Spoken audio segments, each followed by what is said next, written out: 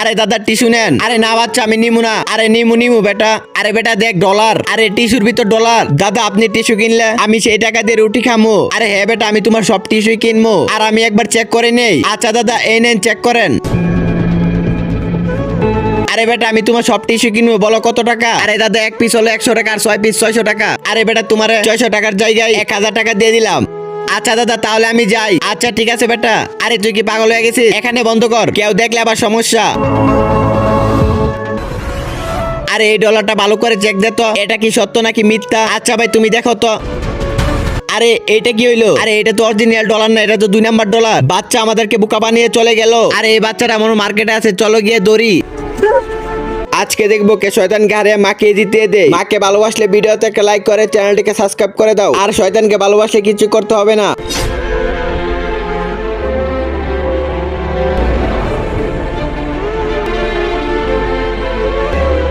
আরে আজকে তুই দাঁড়া দাঁড়া।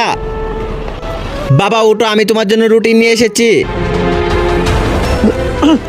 আরে তোর জন্য অনেক দোয়া করি বাবা, তুই এত অল্প বয়সে কাম করা শিখেছিস। এই নাও আগে রুটিটা খাও, তুমি 2 দিন ধরে না খাওয়া। আরে দাদা আমাকে মাফ করে দেন, আমি শুধু আমার বাবার জন্য এসব করেছি। আরে পাগল তুমি তো আমাকে সব বলতে পারতা, তাহলেই তো আমি তোমার টাকা দিতাম।